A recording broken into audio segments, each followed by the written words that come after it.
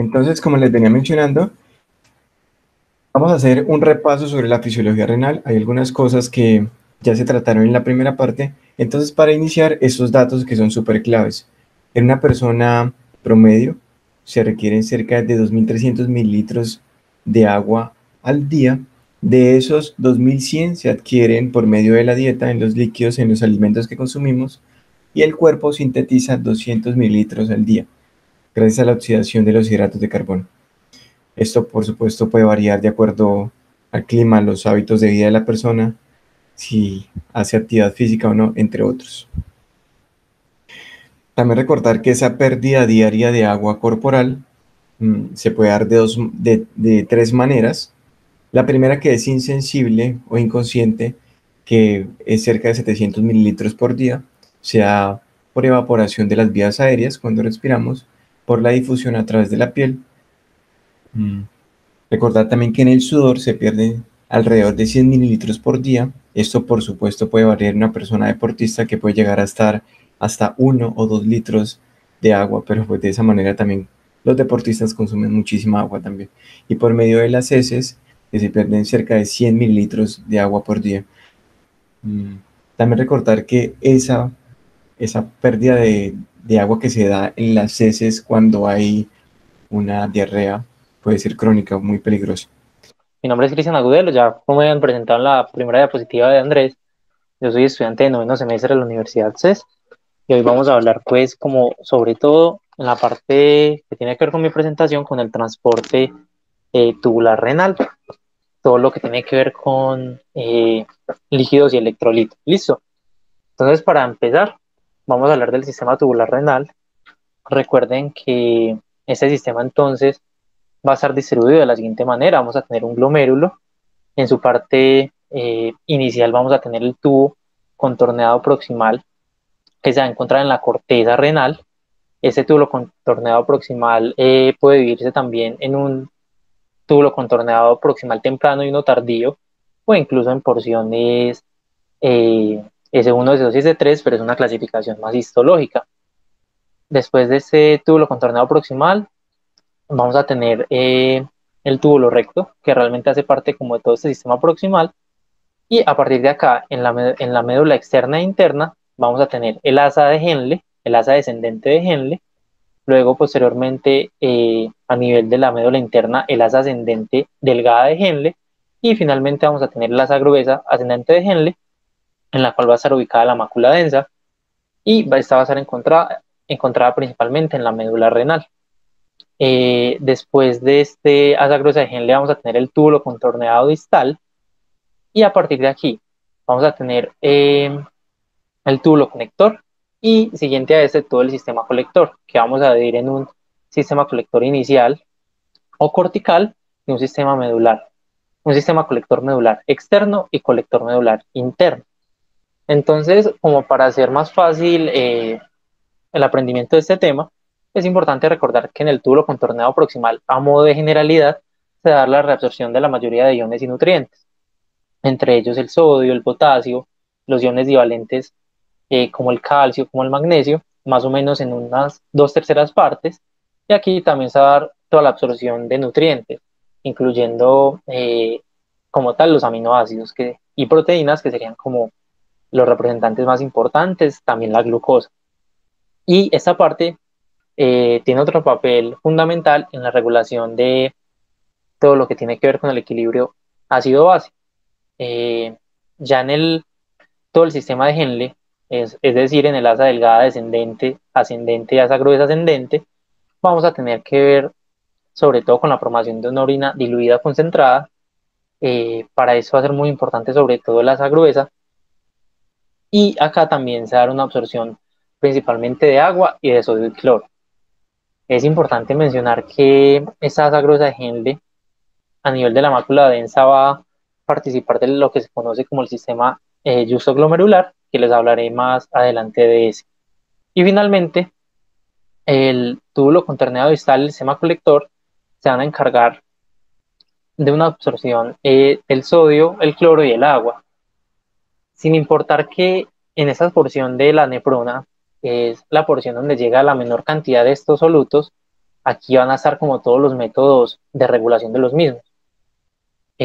A modo de generalidad, y para que lo recuerden de una vez, aquí en el túbulo contorneado distal, por ejemplo, solamente va a llegar el 3% del sodio, sin embargo aquí va a estar su sitio regulador. Entonces, empezando pues con el aparato yuxtaglomerular, es importante recordar que este aparato va a estar conformado principalmente por tres tipos de células. Estas células van a ser entonces las células granulares que hacen parte de la pared de la arteriola aferente, las células mesangiales externas y las células de la mácula densa que van a estar en el asa gruesa ascendente del loop de Henle. Entonces aquí tenemos pues como tal las tres células, vamos a tener las células granulares de la arteriola aferente, las células mesangiales externas que son básicamente de función de soporte y las células de la mácula densa. Eh, Básicamente el aparato yuxtaglomerular es definido como aquella porción de la nefrona o el túbulo como tal que está en contacto con el glomérulo. Entonces, la función de estas células granulares como tal va a tener que ver con la síntesis de renina y la función de la mácula densa va a ser sensar la cantidad de sodio y cloro que llega a ese nivel. Esto es importante porque es aquí donde se va a dar el fenómeno de retroalimentación o feedback túbulo glomerular, en el cual entonces una llegada mayor de sodio y cloro a nivel de la mácula densa en el asa gruesa de Henle va a hacer que por mecanismos paracrinos, con tromboxanos y prostaglandinas, se dé una vasoconstricción de esta arteriola aferente, disminuyendo entonces así la filtración glomerular. Es así entonces como por ejemplo en estados de hipertensión o un aumento del flujo renal va a llegar también más sodio y más cloro a nivel de la mácula densa. Este aumento de la llegada de la absorción de sodio y cloro va a ser sensado y va a dirigirse como una señal a esta arteriola aferente para que se haga vasoconstricción y de alguna manera se dé la autorregulación de ese flujo renal. Por el contrario, si tenemos un fenómeno de hipoperfusión, entonces no llega mucho sodio, no llega mucho cloro a la mácula densa, esto va a ser sensado y de forma paracrina se le darán señales a las células granulares para que se dé la liberación de renina. Dicha liberación de renina va a ser importante porque va a activar todo el sistema renina-angiotensina-aldosterona y va a facilitar que se absorba mayor cantidad de líquidos y sodio y cloro a nivel renal, además de que la renina también puede tener un efecto, perdón, la renina no, sino la angiotensina puede tener algún efecto vasoconstrictor, entonces estaríamos como contribuyendo a la homeosteosis. Listo. Bueno, entonces yo simplemente quiero hacer la introducción de nuevo para que Cristian continúe con los que nos está hablando. Lo que les quería mostrar era estas diapositivas que se han perdido sobre la distribución corporal para recordarla. Entonces recordar que el 60% de nuestro cuerpo es agua. Es equiparable, pues son equiparables los kilogramos a los litros, razón por la cual en una persona de 70 kilogramos podemos decir que cerca de 40 litros son todo el agua que tiene nuestro cuerpo, de los cuales el 40% de todo el peso corporal va a estar intracelular, ¿sí? Dentro de cada célula tenemos cerca de 25 litros en una persona promedio, es decir, de alrededor de 70 kilos, tiene 25 litros de agua, es decir, el 40% es su peso. Entonces, siempre vamos a tener una barrera que es selectivamente permeable, en este caso, pues hablando del agua, cuando digamos, va a estar más diluido afuera que adentro, se va a generar este fenómeno, que la célula entonces se va a hinchar y va a generar estos procesos. Lo contrario pasa en la deshidratación, cuando entonces el agua está más diluida adentro, entonces va a tender a salir generando esa deshidratación. Entonces aquí, rápidamente recordando lo que en la anterior clase nos ayudaron dos compañeros de la Universidad CES también, recordar algunos temas básicos sobre la anatomía. Entonces aquí podemos ver la corteza de manera macroscópica, la médula, podemos ver las pirámides, podemos ver los cálices menores uniéndose para formar el cáliz mayor y finalmente la pelvis renal, aquí el ilio renal que se observa. Pues todas estas estructuras, aquí parte entonces de el glomérulo, el túbulo contorneado proximal, y entonces aquí ya el asa de Hensel, el túbulo contorneado distal y el túbulo colector del que nos hablará Cristian más adelante. Tienen entrando personas.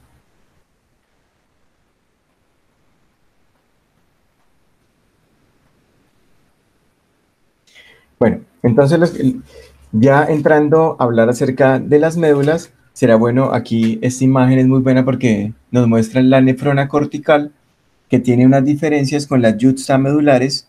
Entonces esas diferencias son que en la cortical vamos a tener, pues como se observa, una asa de Henle corta, son muy externas, están hacia la periferia y pues están muy cercanos a los capilares peritubulares. En las yuxtamedulares del 20 al 30% tiene asa de Henle pues ya muy pronunciadas, muy largas, ya entonces se encuentra con los vasos rectos. No sé, yo creo que ahorita también vamos a hablar de eso. Y pues estas estructuras de la yuxtamedulares son las que generan la orina más concentrada. Ya entrando ya al glomérulo, que es la primera porción de esta estructura fisiológica, o sea, como que vamos a encontrar la arteriola deferente entrando al glomérulo, las barreras selectivas que aquí están, las proteínas que se encuentran allí. Entonces, es importante aquí recordar que siempre vamos a encontrar las proteínas más concentradas en el plasma. Eso va a generar que, bueno, además de que en esta barrera va a haber los proteoglucanos tienen unas cargas negativas que van a repeler, precisamente por eso las proteínas no se filtran y no pasan a la orina, hablando en términos normales.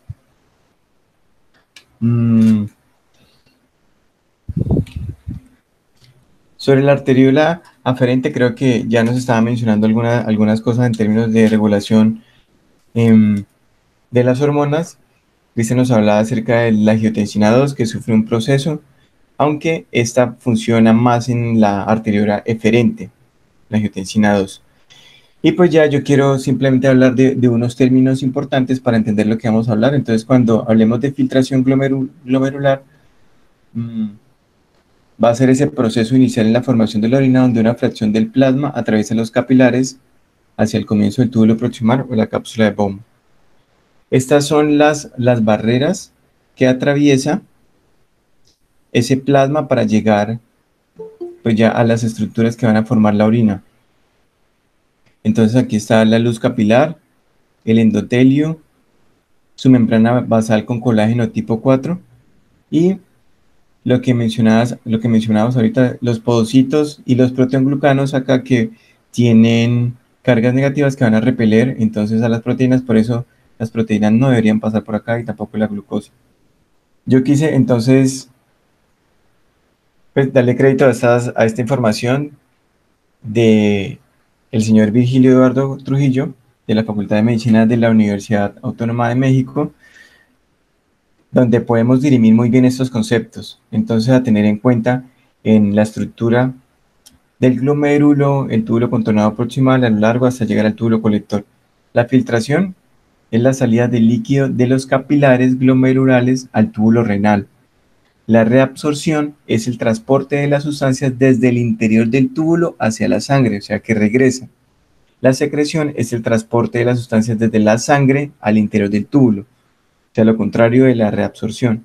Y la excreción ya es entonces la eliminación de las sustancias al exterior con la orina. Entonces, por eso allí está la fórmula que la filtración glomerular menos la reabsorción es lo que nos va a generar la excreción.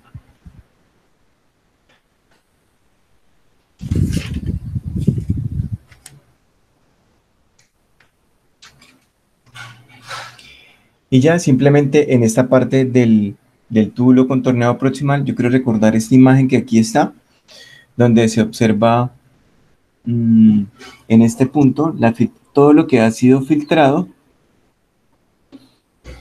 Vamos a encontrar entonces vías paracelulares entre las células tubulares o vías transcelulares atravesando toda la célula.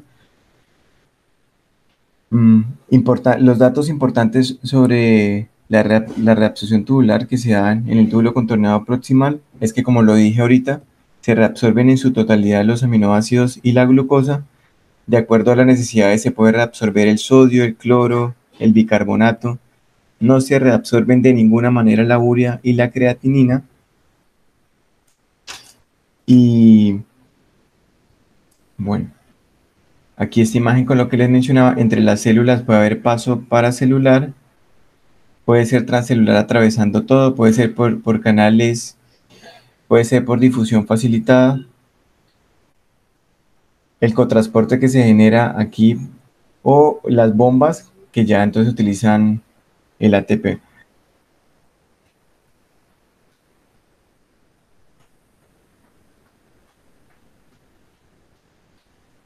Esta imagen es muy importante para recordarles que la bomba sodio-potasio se encuentra en la membrana vasolateral y tiene unas características especiales. Primero, está ubicada en la membrana vasolateral de la célula, como lo acabo de decir.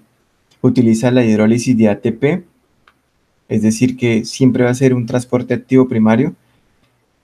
El hecho de que la bomba sodio-potasio se encuentre en esta parte va a hacer que la célula se haga más negativa y va a favorecer la difusión del sodio desde la luz tubular hacia las células epiteliales tubulares.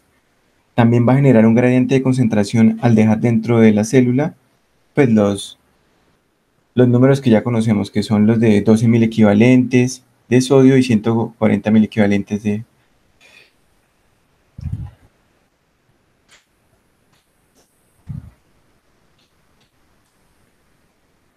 Y finalmente, quiero hablar acerca de lo que sucede con la glucosa cuando pasa de la luz tubular atravesando las células tubulares, llegando de nuevo al líquido intersticial.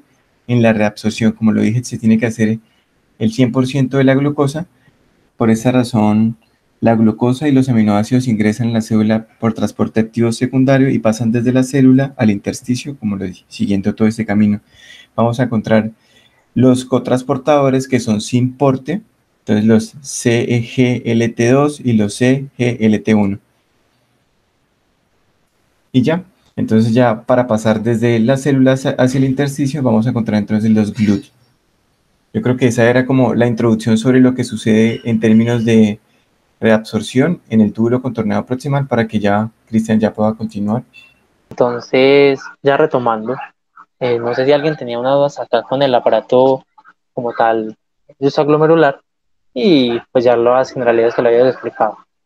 Entonces, como dijo Andrés, que se había encargado como tal del túbulo proximal, simplemente como conclusión, recuerden que en el túbulo proximal se va a reabsorber más o menos el 65% del sodio y el cloro, el 65% también del potasio, el calcio, el magnesio, y se va a reabsorber también 2/3 partes eh, del agua, además de la reabsorción de micronutrientes, como la glucosa y los aminoácidos. Ya entonces, pasando a las siguientes partes de la nefrona, cuando hablamos del asa desdelgada, vamos a hablar del asa descendente delgada y el asa descendente y el asa ascendente delgada. Es importante mencionar que el asa descendente delgada es impermeable al sodio y al cloro, pero es muy permeable al agua por medio de las acuaporinas 1. Entonces, de aquí desde el tubo contorneado proximal va a llegar la carga restante de sodio, cloro y demás solutos, y a nivel de esta asa descendente no va a haber reabsorción de ninguno de estos, solamente va a haber reabsorción pasiva de agua por medio de las acuaporinas 1, que no tienen regulación hormonal por la ADH, y como se está absorbiendo solo agua y no se está absorbiendo soluto, las concentraciones de sodio, cloro van a aumentar. Eh, ya cuando nos dirigimos hacia la asa ascendente delgada, entonces estos solutos van a estar como tal muy concentrados, por lo que puede haber un transporte pasivo de forma transcelular de sodio y cloro hacia el intersticio medular interno.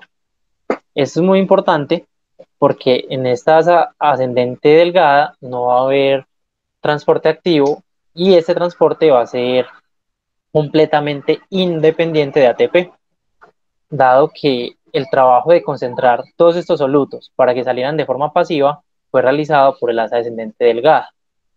Aquí simplemente les quería recordar que los solutos se pueden reabsorber de dos maneras, como decía Andrés, de forma paracelular entre las uniones adherentes de las células o de forma transcelular por canales, por proteínas canal.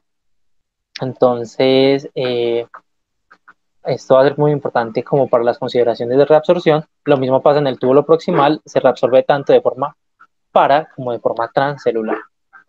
Ya a nivel de la ascendente gruesa de loop de Henle, entonces vamos a encontrar como diversos transportadores y va a ser importante mencionar que esta reabsorción a nivel tubular va a ser de forma no va a ser electroneutra, sino que va a ser de forma, va a agregar cargas positivas como tal al lumen. Vamos a tener este transportador que va a ser el más importante, que es el sodio potasio 2 cloro, que si bien reabsorbe de forma electroneutra sodio potasio 2 cloro, el potasio intracelular va a secretarse por medio de un canal que se llama ROMK, por lo cual este lumen va a ser positivo. Si bien acá no hay ganancia neta de cargas, porque tenemos dos cargas negativas y dos cargas positivas, la secreción de potasio va a hacer que este lumen se vuelva predominantemente positivo, lo que va a permitir que se dé un gradiente eléctrico para la reabsorción de cationes de forma paracelular. Es así entonces como el sodio, el potasio, el magnesio, el calcio van a absorberse de forma paracelular gracias al lumen positivo que dejó la secreción de potasio por este canal que se llama ROMK. Es importante mencionar que este canal sodio-potasio 2 cloro solamente funciona si se da el transporte de los tres iones. Si, por ejemplo, no hay potasio, este transporte no se puede dar. Por eso se habla que este ROMK tiene un factor como ahorrador de potasio para que el funcionamiento de esta bomba se dé de forma adecuada.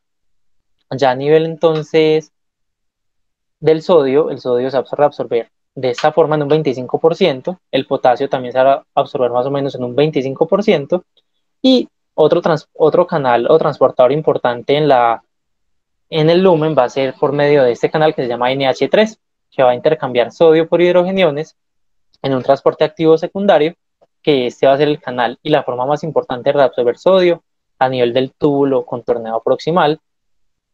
Y estos H más van a estar dados por la acción de la anhidrasa carbónica.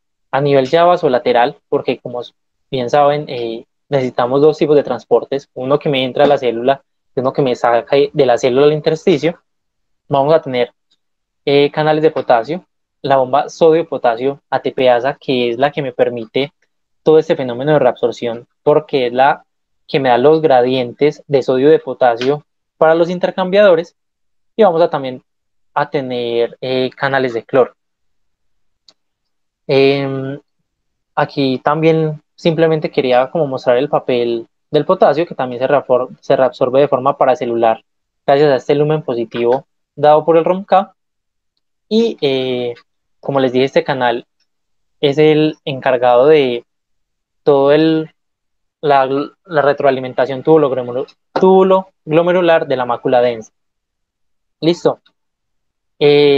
Finalmente, este canal también puede aumentar su función por acción de la ADH o vasopresina, lo cual va a tener un papel muy importante para formar una orina concentrada.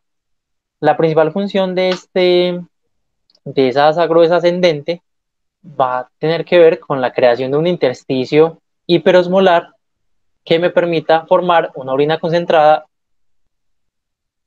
o si estamos en condiciones de sobrecarga de líquidos, formar una orina diluida. Esta asa gruesa ascendente es impermeable al agua, entonces miren que acá entonces el túbulo contorneado proximal reabsorbe de forma isosmolar, es decir, que la concentración dentro del lumen es igual a la plasmática. Aquí en el asa descendente delgada, como solamente hay salida de líquido, solamente hay salida de agua por la aquaporina 1, estos solutos se van a ir concentrando a una concentración mayor que lo que hay en el intersticio, para que a nivel de la ascendente delgada, que ya tiene canales, se dé la absorción de forma pasiva. Como aquí ya no hay, como aquí ya es impermeable al agua y solamente se está reabsorbiendo soluto, la osmolaridad en el lumen va a disminuir mucho. Es por eso que se conoce a la asa gruesa ascendente como el segmento diluyente de la nefrona, porque si no se reabsorbe agua y se está reabsorbiendo gran cantidad de soluto, para depositarlo en el intersticio medular, los solutos van a quedar en una mucha menor concentración. Esta diapositiva les quería mostrar un fenómeno que se da mucho, que es que se ha asociado la hipercalcemia con un tipo de diabetes insípida. Diabetes insípida es un término que se refiere a la pérdida abundante de líquidos en orina de forma diluida, que se va a dar por una inhibición de la actividad celular. Cuando hay hipercalcemia, ese receptor que se llama el receptor sensor de calcio, que es el mismo que se encuentra, por ejemplo, en la paratiroides, por medio de segundos mensajeros, va a hacer que esa célula de la asa gruesa ascendente de Henle se inhiba, no se den los procesos de reabsorción y se pierdan gran cantidad de solutos en la orina, por lo que me explicaría la presencia de poliuria en la diabetes insípida de fuente nefrogénica.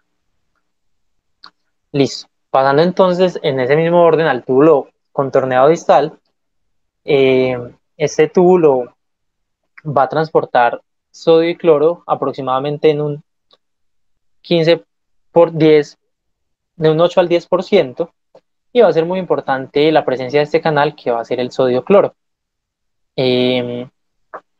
Este canal va a ser inhibido por los diuréticos tiacídicos como las hidroclorotiazida o la clortalidona,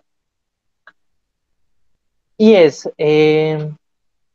y tiene un papel importante y nos va a explicar por qué las tiazidas me dan hipercalcemia. A nivel vasolateral vamos a tener las bombas sodio-potasio ATPasa, canales de potasio y canales de cloro.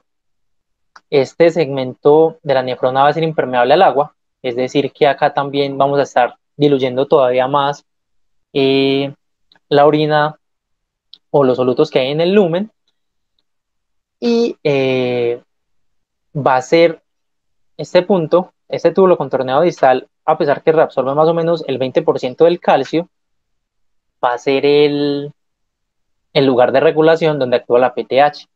Entonces, el calcio se va a absorber por medio de canales luminales que se llaman TRP B5, V5, y va de forma luminal y va a ser lanzado al medio intersticial por medio de intercambiadores de calcio-sodio y en intercambio con hidrogeniones. Entonces, para explicarles el papel de la hidroclorotiazida en la hipercalcemia y la hipercalcemia que puede producir, se habla de que eh, al inhibir este canal entonces, este sodio que está en el espacio intersticial va a tener menos competencia para entrar al medio intracelular, favoreciendo el intercambio con el calcio. La disminución del calcio intracelular va a hacer que ese TRPV5 aumente la conductancia al calcio luminal. Entonces, es por esa razón que al inhibir este canal sodio-cloro con las tiazidas, se favorece la acción de este intercambiador y se puede dar hipercalcemia. Y también me explica el efecto pues como terapéutico de las tiazidas, por ejemplo en casos de nefrocalcinosis o en casos de cálculos renales, ya que me va a disminuir las concentraciones de calcio en el lumen. Se me olvida mencionarles que aquí en el asa gruesa ascendente, qué pena devolverme, va a ser el sitio de acción de los diuréticos de asa, como la bumetanida o la furosemida, que contrario a la tiazida, me va a generar un aumento de la excreción de calcio y hipocalcemia, dado que se inhibe este lumen positivo, entonces ya no va a poder reabsorber de forma paracelular el calcio. Listo. Ya en el sistema entonces colector, vamos a tener que hay dos tipos de células. Vamos a tener células intercaladas que pueden ser alfa o beta y células principales.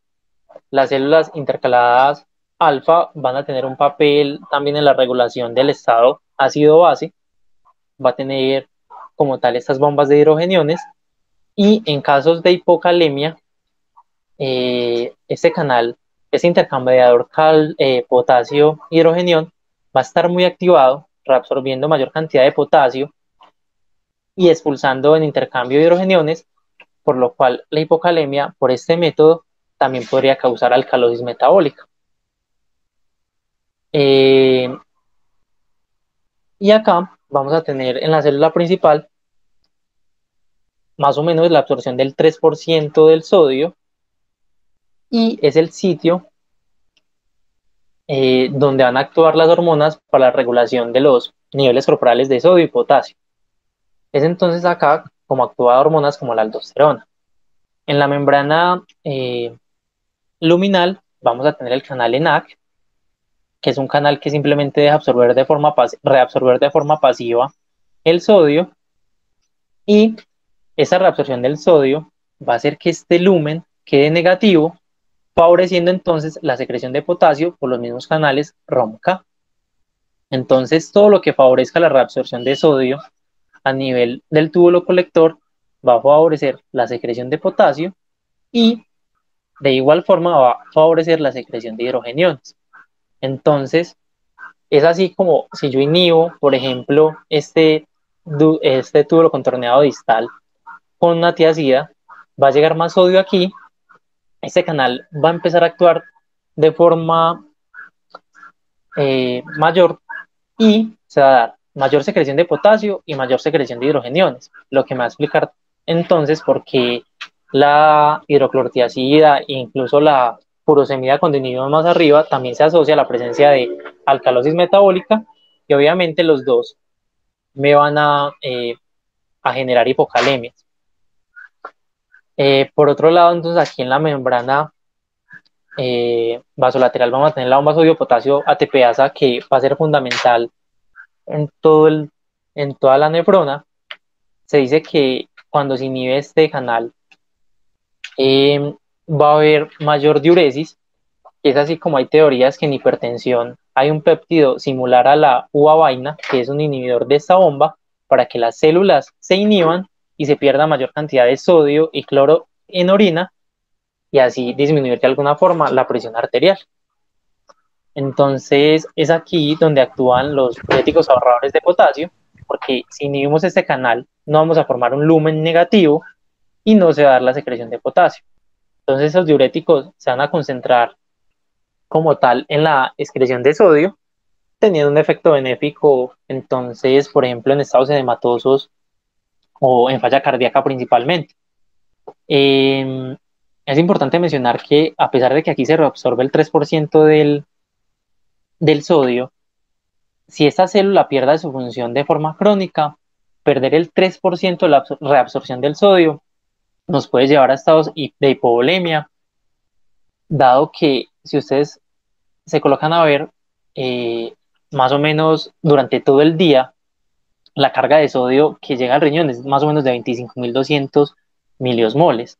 Entonces, si yo pierdo el 3% de eso, de 25.200 miliosmoles, estoy perdiendo cargas muy altas de sodio que me van a llevar con el tiempo a hipovolemia e hipotensión. Es por eso que entonces la acción de la aldosterona en este punto como hormona reguladora va a ser muy importante, y pacientes con insuficiencia suprarrenal, que es el sitio de producción de la aldosterona a nivel de la corteza, van a presentarse hiponatrémicos y hipovolémicos, porque recuerden que el sodio como tal es el mayor determinante de la volemia arterial. Entonces la aldosterona va a tener varias funciones a nivel de esta. Bueno, en cuanto a los diuréticos ahorradores de potasio, aquí encontraremos medicamentos como el tramterine o la miloride, que son diuréticos que actúan inhibiendo el ENaC, y también vamos a tener inhibidores de la aldosterona como la espironolactona o la plerenona, que son medicamentos que como les digo, al disminuir el transporte de sodio, vamos a tener una menor secreción de potasio y por eso se conocen como tal como ahorradores de potasio. Además de que también se va a dar una menor secreción de hidrogeniones y podrían generar acidosis metabólica. Entonces la aldosterona aquí es una hormona esteroidea que se produce a nivel de la corteza suprarrenal. Esta va a tener un receptor en el medio citoplasmático que va a viajar al núcleo y va a generar cambios, va a generar, va a inducir la producción de ciertas proteínas canal. Es así entonces como la aldosterona aumenta la producción de canales en AC, aumenta también la posibilidad de que estos se encuentren abiertos y aumentan su permeabilidad. La aldosterona también va a aumentar la producción de canales ROMK y va a incrementar la acción de la bomba sodio-potasio ATPase. Por eso es que la aldosterona responde o es reguladora de los niveles de los niveles plasmáticos de potasio. Al aumentar el potasio, entonces, esto va a despolarizar la corteza suprarrenal, se va a dar la liberación de aldosterona. Esta va a incrementar entonces los canales ENaC y los canales ROMK. Va a haber una mayor reacción de sodio, un lumen negativo y mayor secreción de potasio, corrigiendo entonces las elevaciones suprafisiológicas del potasio. Y es por eso entonces que la inhibición de la aldosterona funciona como un diurético ahorrador de potasio. Es importante mencionar, pues algo que suelen preguntar mucho a veces en parciales. Recuerden que el cortisol y las hormonas, los corticosteroides en general pueden tener alguna función mineralocorticoide o función similar a la aldosterona por similitudes estructurales. Entonces, a nivel del sistema colector, tiene que haber una hormona que me pase el cortisol a la forma inactiva cortisona, que va a ser la 11-beta hidroxiesteroide deshidrogenasa 2, para que este cortisol no se una al receptor de aldosterona o de mineralocorticoide y me genere los efectos de estos. Entonces miren que acá una sustancia como el ácido glicirrítico que se encuentra en el regaliz puede inhibir esta enzima, hacer que el cortisol no se convierta en cortisona y se una al receptor de mineralocorticoide y entonces aumentando la absorción de sodio, la secreción de potasio. Y a este síndrome como tal se va a conocer como el síndrome de aparente exceso de mineralocorticoides, porque es como si tuviéramos un hiperaldosteronismo, pero realmente no es así. Y eso explica, por ejemplo, pacientes con síndrome de Cushing van a estar hipertensos. Listo. Entonces, como el resumen del sodio en general, como les dije al principio, este túbulo contorneado proximal va a absorber más o menos 2/3 partes o el 65% del sodio filtrado. Esta asa descendente delgada no tiene papel en la resorción del sodio y a nivel de el asa gruesa vamos a tener un 25%. En el túbulo contorneado distal vamos a tener aproximadamente una absorción del 8% y en el nivel del túbulo colector el 5%, que es lo que les decía, que a pesar de que en el sistema colector llega una pequeña concentración de sodio, este es el sitio regulador más importante. En el túbulo proximal entonces se utiliza el intercambiador sodio-hidrogeniones, en el asa gruesa ascendente el canal sodio-potasio 2-cloro, en el túbulo contorneado distal el cotransportador sodio-cloro, que es el de acción de las tiacidas, y en el túbulo colector los canales ENaC. En cuanto al resumen del potasio, entonces aquí en el túbulo contorneado proximal se da más o menos la absorción del 80%, en el asa gruesa ascendente más o menos una reabsorción del 10%, y aquí a nivel del túbulo colector se reabsorbe solamente el 6%, pero recuerden que es aquí, en el túbulo colector, donde en fenómenos como la hipercalemia se va a dar una mayor secreción que va a favorecer eh, la regulación de las hipercalemias por efectos de la aldosterona. Listo, ya para terminar, de una forma un poquito más corta, vamos a hablar de lo que pasa con el agua a nivel renal.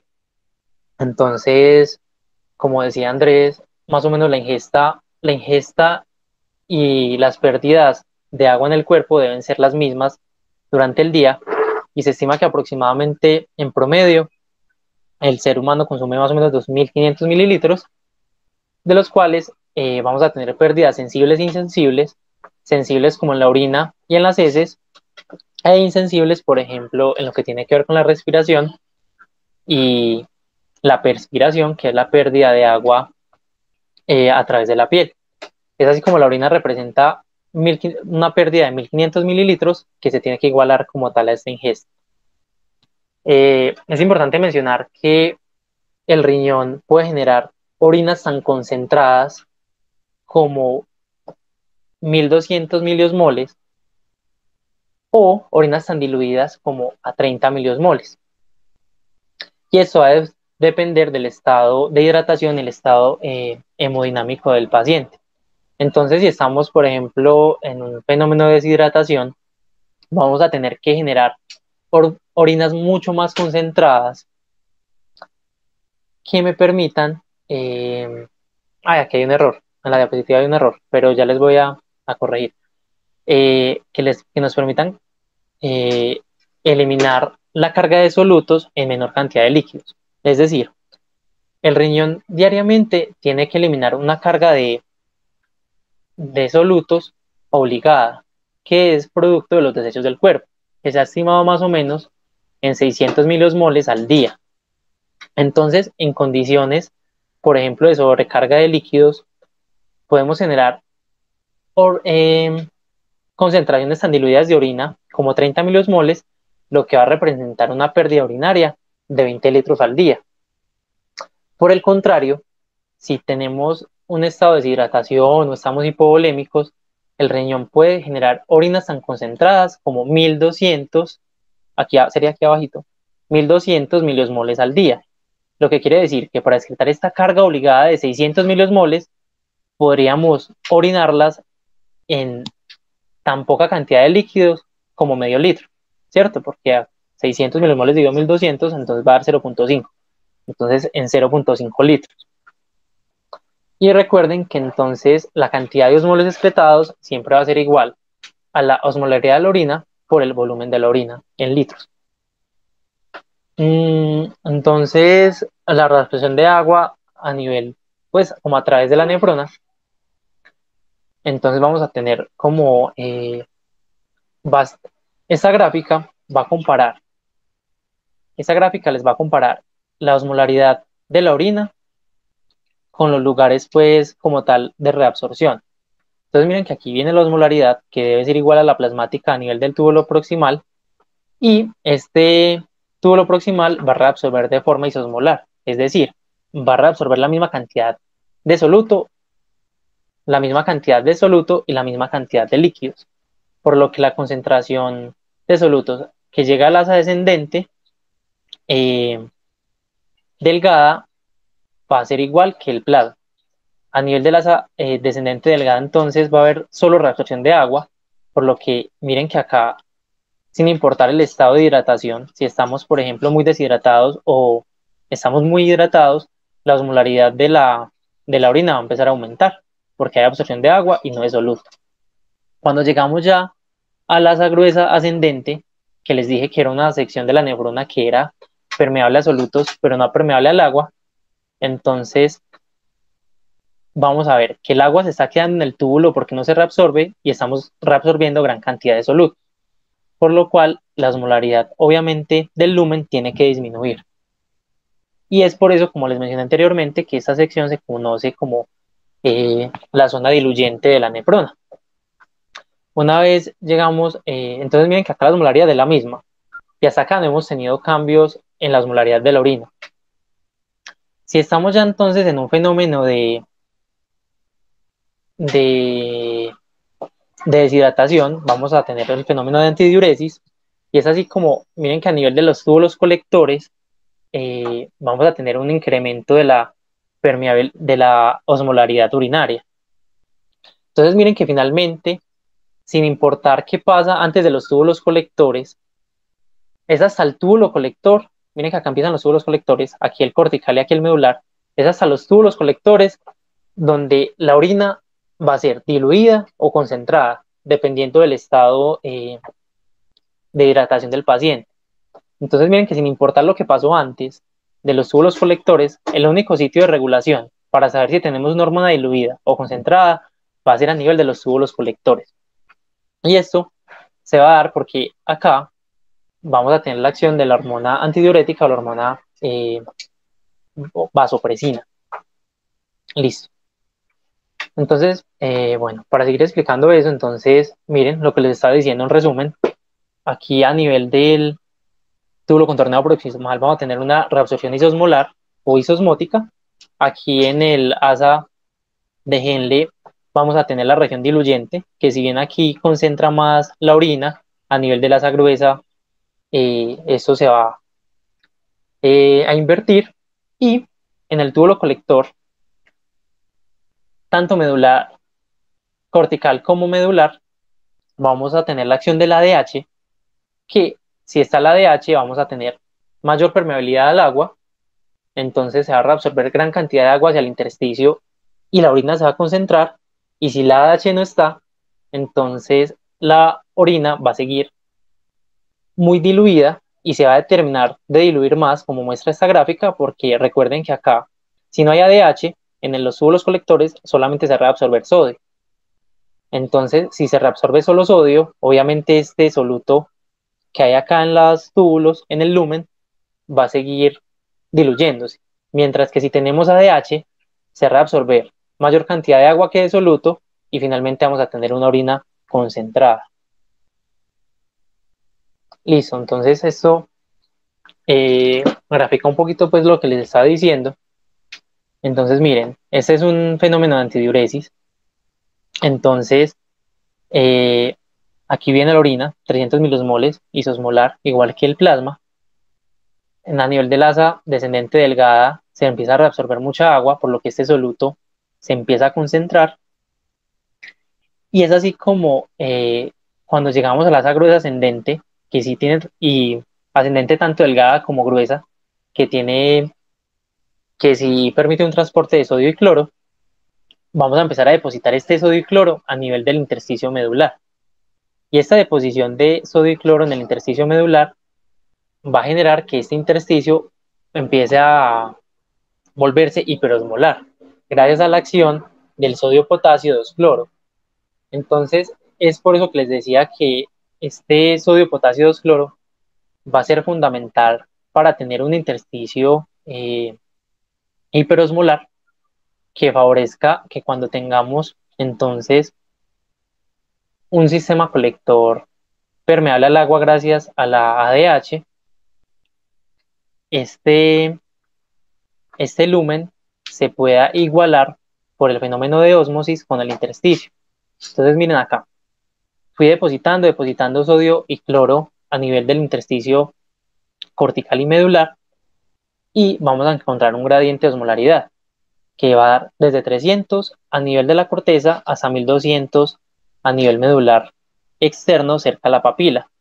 Entonces este líquido que viene acá por ósmosis va a intentar igualarse con el intersticio. Entonces miren acá 300, 300, 600, 600 y 1200, 1200. Entonces para generar una orina concentrada vamos a depender de dos cosas: de tener un intersticio hiperosmolar y de tener un sistema colector permeable al agua.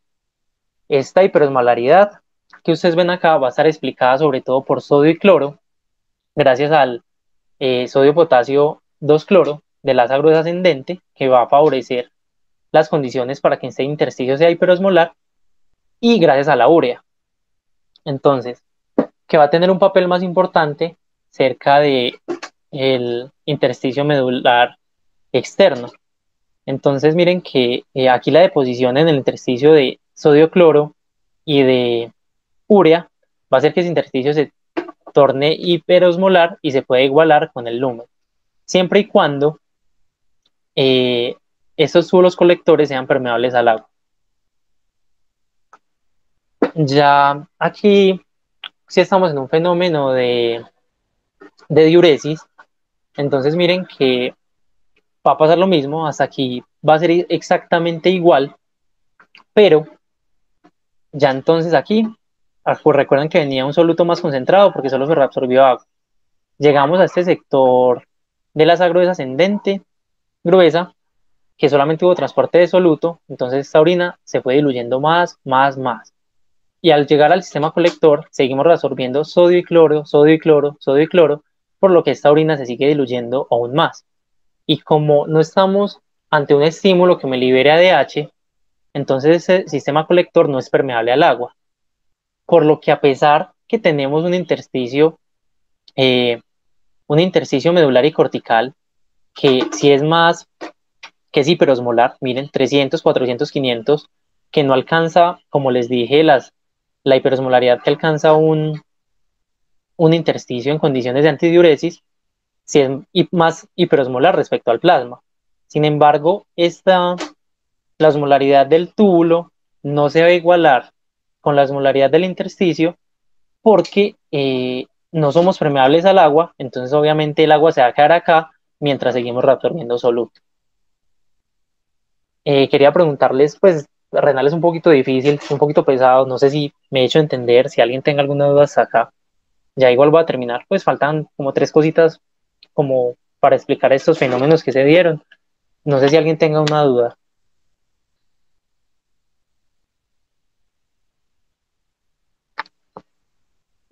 Muy enredado, no me he hecho entender. Bueno, voy a seguir. Entonces, para explicar cómo en condiciones de antidiuresis podemos generar un intersticio tan hiperosmolar, se ha propuesto un mecanismo que se llama sistema multiplicador de contracorriente.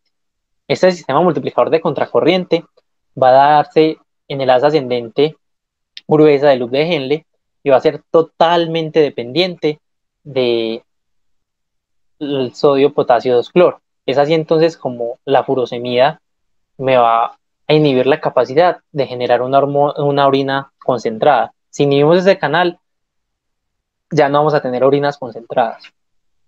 Entonces la teoría dice que aquí llega pues como tal el soluto, digamos que las molaridades de 300 igual que es plasma, llegamos aquí a la asa gruesa ascendente y se dice que el transporte por el sodio potasio 2 cloro me va a generar un gradiente de osmolaridad de 200 miliosmoles entre el túbulo y el intersticio. Entonces miren que acá está el 200 y acá el 400. Solo el transporte por el sodio potasio 2 cloro me generó un gradiente de osmolaridad de 200. Ese intersticio, que es el mismo para el asa descendente delgada, que como les dije solo reabsorbe agua, entonces va a equilibrarse con el lumen del asa descendente delgada por el fenómeno de ósmosis. Entonces aquí tenemos intersticio de 400, aquí empieza a salir agua, agua, agua, hasta que esta osmolaridad se iguala. Ese sería como tal los primeros pasos. El siguiente paso es que el líquido va a seguir avanzando. Entonces miren que ya vamos a pasar aquí a